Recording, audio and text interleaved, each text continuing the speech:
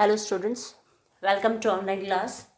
Today we are going to start question number 2 of exercise 2.2.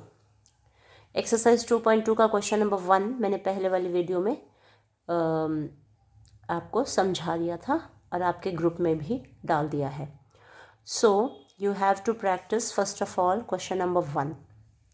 तो question number 1 में वैसे है क्या कि उसमें आपको शून्यकों की जांच करनी है. योगफल और गुणनफल यानी कि बहुपद दिया हुआ है और उस बहुपद में आपको शून्यक ज्ञात करने हैं और जो शून्यक आ जाते हैं उनको फिर सूत्र के द्वारा उनके बीच क्या संबंध है शून्यकों का तथा गुणांकों के बीच के संबंध की सत्यता की जांच हमें करनी थी. तो उसके अच्छे से प्रैक्टिस करने के बाद you have to do question number 2. तो क्वेश्चन नंबर 2 में क्या है, एक द्विघात बहुपद ज्ञात कीजिए जिसके शून्यकों के योग और गुणनफल क्रमशः दिए गए हैं. अब जो आपका बहुपद होता है, polynomial is written in the form ax² plus bx plus c. जो a है, a is coefficient of x². x² का जो गुणांक है वो a है, x का गुणांक b है और जो c है वो आपका अचर है. यानी कि इस पॉलिनोमियल में जो आपका चर है जिसको हम इंग्लिश में वेरिएबल कहते हैं, वेरिएबल इज x. ठीक है.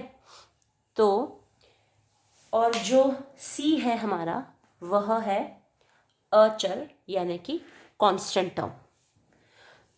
तो whatever we are given we have to, ये हमने सीखा कि सम ऑफ रूट सपोज हमें फाइंड आउट करना है. सम ऑफ रूट्स का फॉर्मूला आपने सीखा शून्यकों का योगफल पिछले क्वेश्चन में. शून्यकों का योगफल बार बार मैंने लिखा उसको हर प्रश्न के सॉल्यूशन में. तो उसका सूत्र आपको मैंने बताया -b/a. -b क्या है, माइनस लगा करके और x का गुणांक है ये, -x का गुणांक. ठीक है. x का गुणांक मतलब x के साथ कौन सी संख्या गुणा में पड़ी है, अपॉन है x² का गुणांक.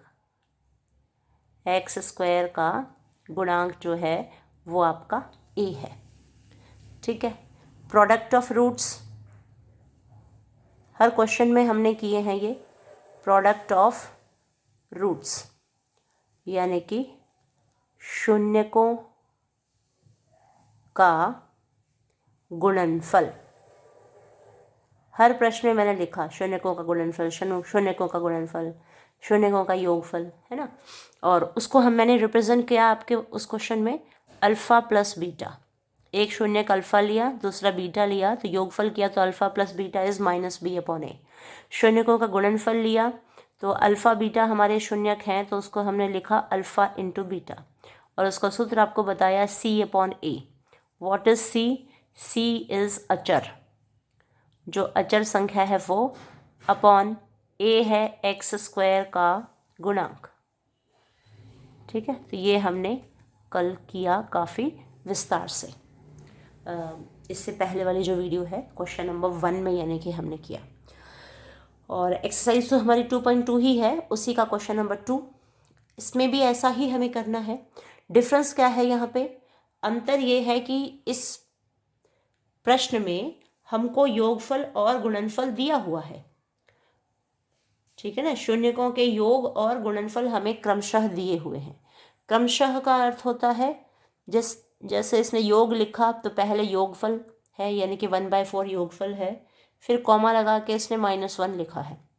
कहने का भाव ये है कि अल्फ़ा प्लस बीटा, शून्यकों का योगफल अल्फ़ा प्लस बीटा. बार बार शून्यकों का योग फल ऐसे नहीं लिखेंगे, हम सीधा अल्फ़ा प्लस बीटा लिख दिया एंड दैट इज उसका जो सूत्र है वो लिख दिया -b/a. जो योगफल है वो 1/4 गिवन है and it is equal to -b/a. और यहाँ गुणनफल आपको यानी कि सेकंड प्लेस पे जो दिया हुआ है दैट इज़ गुणनफल alpha into beta that is -1। तो बाद में लिखेंगे हम, यहाँ लिख देती हूँ -1। लेकिन इसका जो सूत्र था हमारी इस इक्वेशन पॉलिनोमियल के अकॉर्डिंग, वो है हमारा C/A। देखो जब आप तुलना करते हो, इसको मैं यहाँ लिख लेती हूँ, -1 इज इक्वल टू, यहाँ जगह ही नहीं है, तो -1 इज इक्वल टू C/A। जब हम लेफ्ट हैंड साइड, इसके नीचे कुछ नहीं है, इसका मतलब 1 है। जब इसका कंपैरिजन करें तो A का मान यहाँ पे 1, C का मान -1, यहाँ A का मान 4, यहाँ B का मान -1। तो इसमें समानता तो है ही नहीं, ठीक है ना। समानता नहीं है तो उसके लिए हम क्या करेंगे, हम इसको तो हम समाप्त कर नहीं सकते। मान लो हम एक ही उसी संख्या को ऊपर नीचे गुणा करें तो 4/4 करने पे वो 4/16 बन जाएगा, कोई लाभ नहीं होने वाला। लेकिन यहाँ हम करेंगे तो चेंज आ जाएगा। जैसे ये -1 है तो -1/1 के अंदर हम 4 से मल्टीप्लाई और डिवाइड कर दें तो C/A ऐसा बन जाएगा।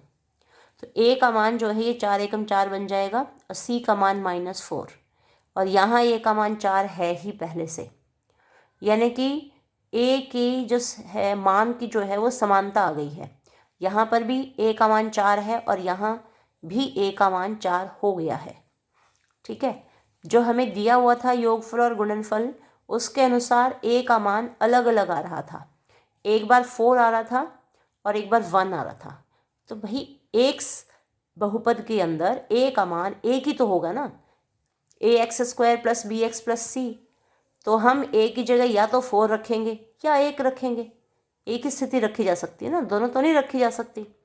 तो इसलिए हमने क्या किया कि जहाँ 1 था उसको भी हमने 4 से गुणा कर दिया, ऊपर भी 4 से गुणा कर दिया, नीचे भी 4 से गुणा कर दिया, क्योंकि 4/4 का मतलब 1 ही है। कैंसिल हो जाएगा, ये कैंसिल होके 1 ही आएगा, तो इसमें कोई फ़र्क नहीं पड़ेगा, ठीक है। लेकिन इसकी शक्ल सूरत बदल गई है।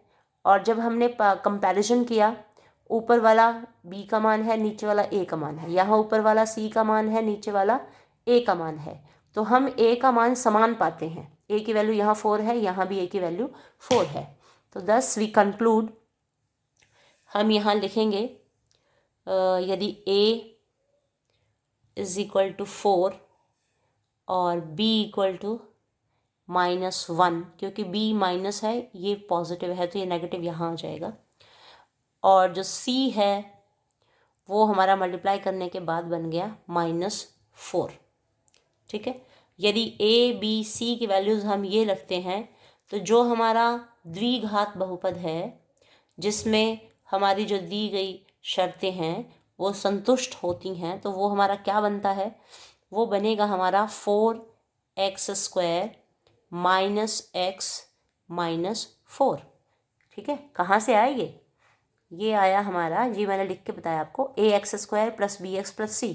ये जो स्टैंडर्ड फॉर्म ऑफ इक्वेशन है, पॉलिनोमियल है, ठीक है, स्टैंडर्ड पॉलिनोमियल फॉर्म ये होता है हमारा। तो इसी फॉर्म में लिखा हमने ax² + bx + c होना चाहिए, लेकिन b और c के जो है वो माइनस में वैल्यूज़ थी तो वो हमने लिख दी, ठीक है, माइनस में ही लिख दी है। तो दिस इज़ अवर आंसर, ठीक है। अब देखो सेकंड पार्ट में क्या है, इसमें ना हम इन क्वेश्चंस को हम इस तरह से लिख सकते हैं कि माना, जैसे फर्स्ट मैंने कर दिया, हम इसको लिख सकते हैं माना द्विघात बहुपद ax² + bx + c है तथा अल्फा और बीटा इसके शून्यक हैं, तथा इसके शून्यक अल्फा और बीटा है, ठीक है। तो प्रश्नानुसार हमारा क्या बनेगा, ये हमारा बन जाएगा। हम यहाँ लिख सकते हैं प्रश्नानुसार।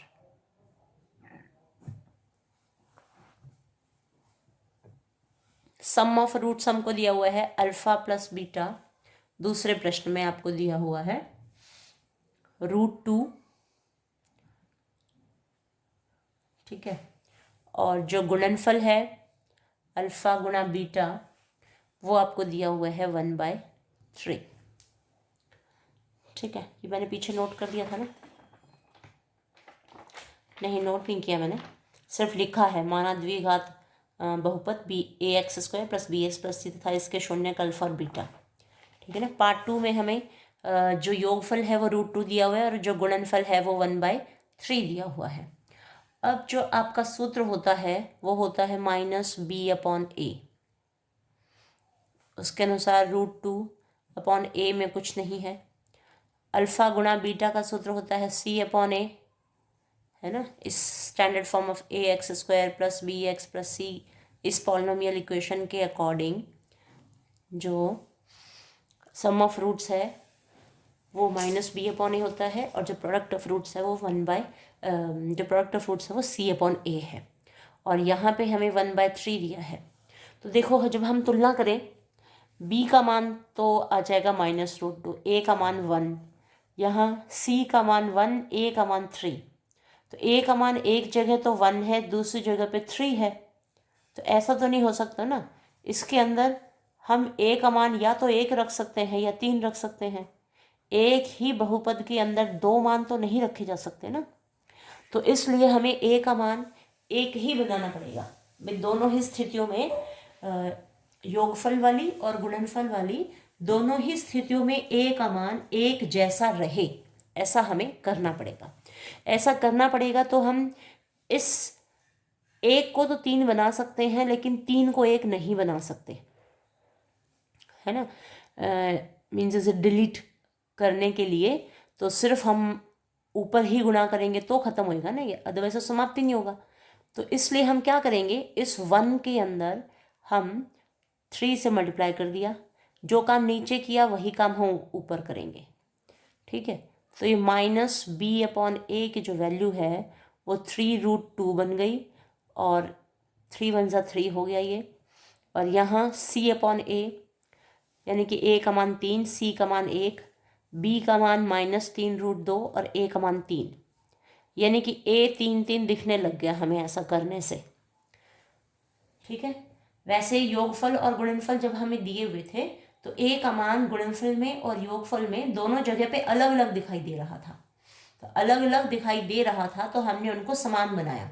समान कैसे बनाया कि जहाँ इक्का लिखा हुआ था वहाँ पे हमने ऊपर नीचे इस 3 को मल्टीप्लाई कर दिया, ठीक है, ताकि इनमें a की जो वैल्यू है वो कॉमन रह सके, ठीक है। तो अब हम फाइंड आउट कर सकते हैं इनका कंपेयरिंग करने पे, है ना। तुलना करने पर हम क्या पाते हैं, a का मान तो हम 3 पाते हैं, क्योंकि लेफ्ट हैंड साइड और राइट हैंड साइड दोनों की तुलना करोगे, यहाँ भी लेफ्ट साइड और राइट साइड की कंपैरिजन करोगे ना, तुलना करोगे भी, इस साइड ये है, इस साइड ये है, इस साइड c का मान, c जो है यहाँ 1 है, यहाँ a है, यहाँ 3 है, इस तरह से यहाँ a है, यहाँ भी 3 है, यहाँ b है, -b है तो यहाँ 3√2 है तो माइनस यहाँ एडजस्ट हो जाएगा, ठीक है। तो अब b के अकेले b की वैल्यू निकालते हो, b = -3√2 और जो c है वो 1 है, ठीक है। तो इसके अकॉर्डिंग जो हमारी इक्वेशन क्या बन जाएगी, हमारा बहुपद बन जाएगा, बहुपद विल बी a के स्थान पे हम लिखेंगे 3x² + bx, b के स्थान पे -3 रूट, तो इसको माइनस में यहाँ कर ही लेती हूँ, -3√2x + c है 1, ठीक है। यह हो गया 3x² - 3√2x + c की जगह 1 लिखना है ना मुझे, 1। ये आपका बहुपद बन गया, ठीक है। नेक्स्ट इज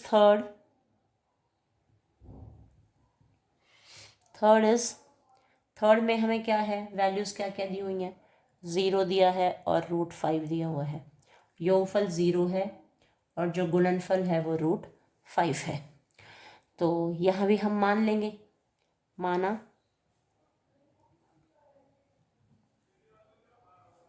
द्विघात बहुपद ax² + bx + c है तथा अल्फ़ा बीटा इसके शून्यक हैं, तथा अल्फ़ा और बीटा इसके शून्यक हैं।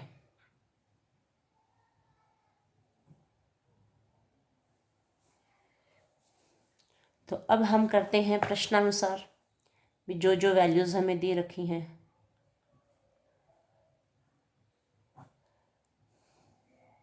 हम लिखें अल्फ़ा + बीटा, क्योंकि योगफल जो पहले लिखा है वो योगफल है, वो हमें दिया हुआ है यहाँ पे 0।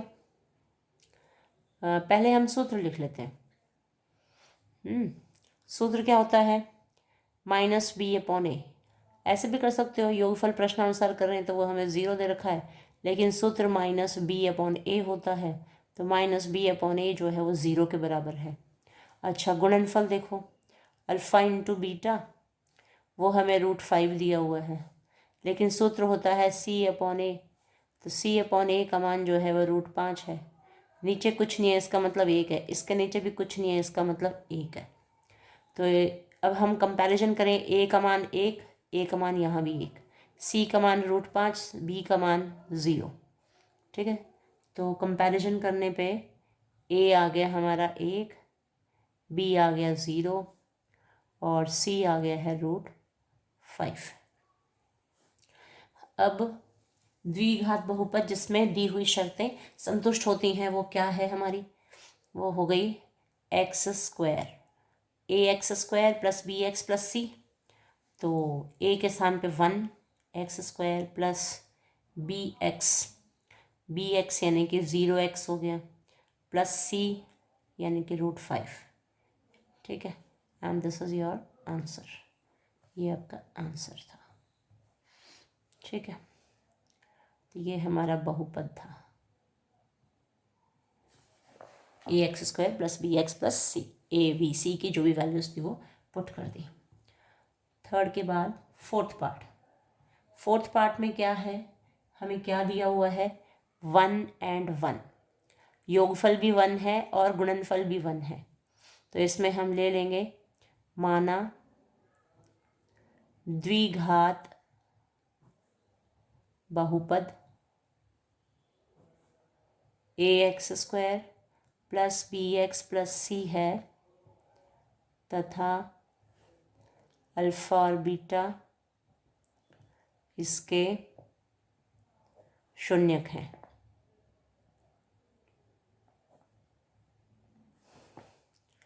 तो प्रश्नानुसार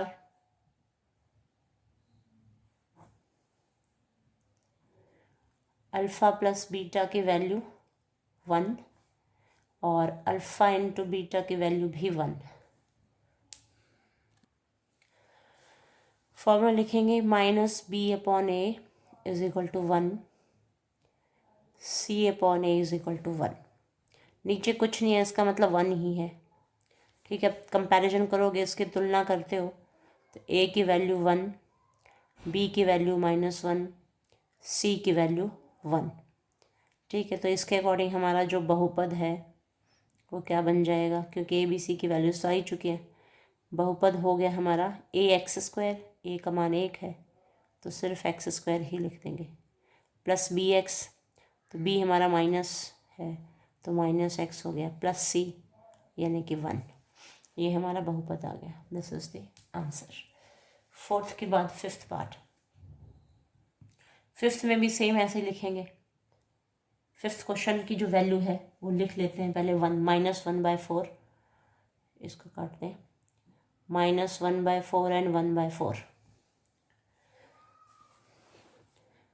तो पहले हम लिख लें, माना द्विघात बहुपद, द्विघात बहुपद ax² plus bx plus c है तथा अल्फ़ा और बीटा इसके शून्यक हैं। अल्फ़ा और बीटा इसके शून्यक हैं। तो प्रश्नानुसार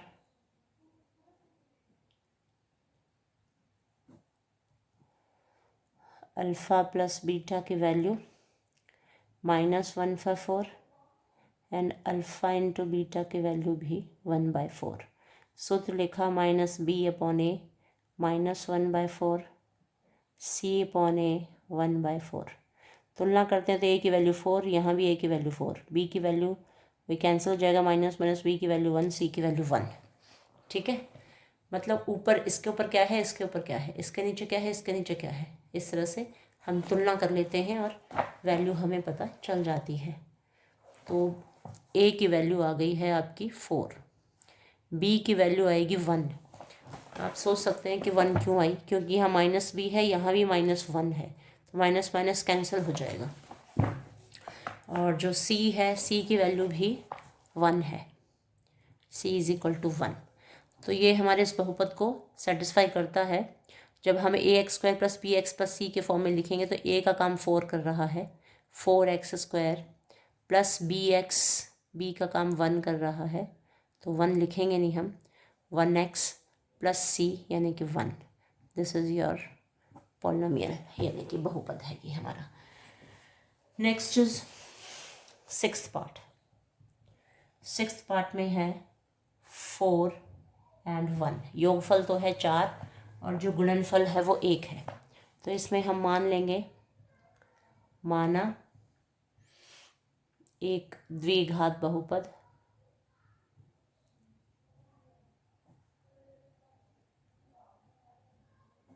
माना एक द्विघात बहुपद ax² plus bx plus c है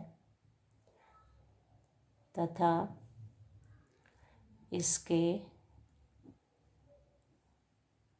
शून्यक अल्फ़ा और बीटा हैं। तो प्रश्नानुसार alpha plus beta = 4 and alpha into beta = हमारा 1 दिया हुआ है। तो सूत्र लिखा -b/a = 4, नीचे कुछ नहीं है, इसका मतलब 1, और c/a = 1/1। तो a दोनों ही स्थितियों में 1 है। कंपैरिजन करें, तुलना करें दाएं और बाएं पक्ष का, तो a का मान है 1 और b का मान यहाँ नेगेटिव है, यहाँ पॉजिटिव है, तो -4 बन जाएगा। c जो है वो 1 है।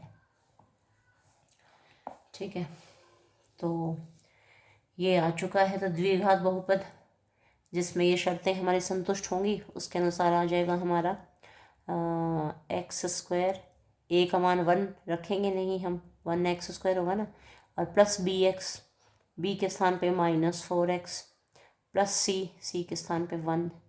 तो बस ये हमारा आंसर आ गया, ये बहुपद बन गया हमारा। ठीक है, तो जो ये क्वेश्चन नंबर 2 था तो काफ़ी इजी था ये। ठीक है, क्वेश्चन नंबर 2 में क्या है कि जो हमारा द्विघात बहुपद है ax² plus bx plus c, उसमें उसके अनुसार जो हमारे सूत्र हैं वो -b/a और c/a सूत्र बनते हैं। ठीक है, तो योगफल और गुणनफल हर पूरे दूसरे प्रश्न में 6 भाग हमें दिए, हर प्रश्न में हमें दिया हुआ है, तो बस इस सूत्र में हमने रख दिया है ना। स्टैंडर्ड फॉर्म ऑफ इक्वेशन हमारी ax² plus bx plus c होती है। योगफल का सूत्र -b/a होता है, गुणनफल का सूत्र c/a होता है। अब योगफल के सामने जो भी इन 6 के 6 भागों में जो भी योगफल दिया हुआ था हमने उसके सामने बिठा दिया, सामने बिठाया और उसकी तुलना कर दी। तुलना करने पर 2 प्रश्नों में केवल ऐसा आया कि भाई एक जैसा नहीं मिला हमें, पहले प्रश्न में हुआ और एक दूसरे प्रश्न में हुआ। पहले भाग में और दूसरे भाग में ए का मान जो था वो एक जैसा नहीं था। बाकी हमने तीसरा, चौथा, पांचवा, छठा बाकी जो भाग करे उनमें तो तुलना करने पे हमने पाया कि ए का मान दोनों ही, योगफल वाले में ए का मान ढूंढते हैं और गुणनफल वाले में ए का मान ढूंढते हैं, तो दोनों का मान सेम है। ठीक है, लेकिन पहले भाग में और दूसरे भाग में सेम नहीं है तो वो हमने बनाया है। कैसे बनाया? जैसे यहाँ -b/a 1/4 के बराबर था, c/a -1/1 के बराबर था। तो दाएं और बाएं पक्ष की तुलना करते हैं तो b का मान आता है -1, a का मान आता है 4। यहाँ गुणनफल वाले में तुलना करें, c का मान -1, a का मान 1। तो a का मान यहाँ 1 आ रहा है, यहाँ 4 आ रहा है, तो दोनों स्थितियाँ बराबर नहीं है ना। तो बराबर करने के लिए हमने क्या किया है, इस वाले में, गुणनफल वाले में ऊपर 4 से गुणा कर दिया और नीचे भी 4 से गुणा कर दिया। उसका फ़ायदा क्या हुआ कि नीचे जो है ये 4 एकम 4 बन गया, तो a का मान 4 आ गया। यहाँ भी a का मान 4 था, यहाँ भी a का मान 4 हो गया। ठीक है, ऊपर परिवर्तन हो गया वो कोई बात नहीं, लेकिन कम से कम a का मान एक जैसा तो हो गया ना। तो अब तुलना करने पे a की वैल्यू 4, b की वैल्यू -1 और c की वैल्यू -4। ठीक है, तो a b c का मान इस पॉलिनोमियल के अंदर यानी कि इस बहुपद के अंदर रख दिया। ax² + bx + c जो हमारी स्टैंडर्ड फॉर्म ऑफ पॉलिनोमियल है उसके अंदर हमने रख दिया, तो ये बन गई 4x² -x -4। ठीक है, क्योंकि ax² + bx + c होता है, तो a के स्थान पे 4 रख दिया, ax², 4 रखा a की जगह। फिर +bx होता है तो b के स्थान पे -1x आ गया, +c होता है तो c के स्थान पे -4। तो ये हमारा बहुपद आ गया फर्स्ट पार्ट का, दिस इज द आंसर। ठीक है, ये बहुपद है। दूसरे भाग में हमें क्या क्या दिया हुआ था? दूसरे भाग में जो योगफल था वो तो हमें दिया हुआ था √2 और जो गुणनफल था वो दिया हुआ था 1/3, ये दिए हुए थे, है ना। तो योगफल को हमने मान लिया कि द्विघात बहुपद ax² + bx + c है। इस केस में भी लिख देना कि माना हमारा जो द्विघात बहुपद है वो ax² + bx + c है तथा इसके शून्यक अल्फा तथा बीटा है। मैंने डायरेक्ट ही शुरू कर दिया था यहाँ पे, अल्फा और बीटा, मतलब ये वाली स्टेटमेंट मैंने लिखी नहीं। ठीक है, आप लिख सकते हो यहाँ पे, माना द्विघात बहुपद ax² + bx + c है तथा अल्फ़ा और बीटा इसके बहुपद हैं, इसके बहुपद हैं। अगर हैं तो फिर योगफल ये लिखा और गुणनफल ये रखा। ठीक है, बाकी जो कि मैं बता चुके आपको। दूसरे भाग में मैंने लिखा हुआ है कि माना द्विघात बहुपद ax² + bx + c है, इसके शून्यक अल्फा बीटा हैं। तो आगे फिर मैंने किया प्रश्नानुसार योगफल, प्रश्नानुसार योगफल अल्फ़ा + बीटा को रखा √2, गुणनफल को लिखा 1/3। ठीक है, अब तुलना करते हैं तो यहाँ पे -b/a c/a, a का मान यहाँ 1 दिखाई देता है, यहाँ 3 दिखाई देता है। तो a को 3 को 1 नहीं बना सकते, लेकिन 1 को हम 3 बना सकते हैं, है ना। तो 1 के अंदर हमने ऊपर नीचे 1 को 3 गुणा से 1 को 3 से गुणा करना था ताकि a का मान 3 बन जाए। ऊपर भी गुणा कर दिया, नीचे भी गुणा कर दिया ताकि हिसाब बराबर रहे। तो ऊपर वाला मान चेंज हो गया, ये √2 × 3 यानी कि 3 √2 बन गया और a जो है वो 3 बन गया। a का मान 3, c का मान 1, तो दोनों ही स्थितियों में a का मान 3 दिखने लगा अब हमें। तो a का मान 3, b का मान जो है वो -3 √2 हो गया क्योंकि b जो था वो नेगेटिव था, c का मान 1। तो बहुपद हमारा बन गया 3x² - 3 √2x + 1। फिर योगफल 0 है और गुणनफल √5 है, तो हमने मान लिया माना द्विघात बहुपद ax² + bx + c है तथा अल्फा बीटा इसके शून्यक है। Alpha beta 0, sum of roots 0 रख दिया, गुणनफल जो है √5 रख दिया। तो सूत्र लिखा -b/a 0, c/a जो है √5।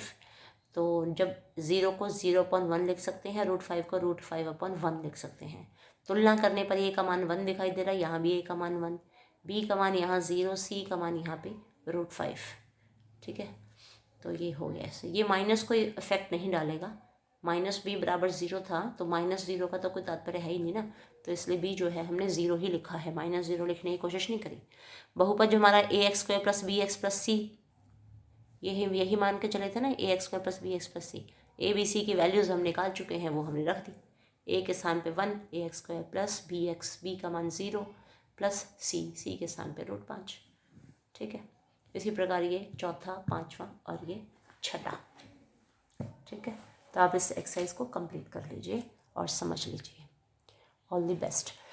और ना इसको आप इस चैनल को जिस बच्चे ने किया नहीं है सब्सक्राइब कर लो, ताकि मैं जो भी वीडियो डालूँ आपको दिख जाए।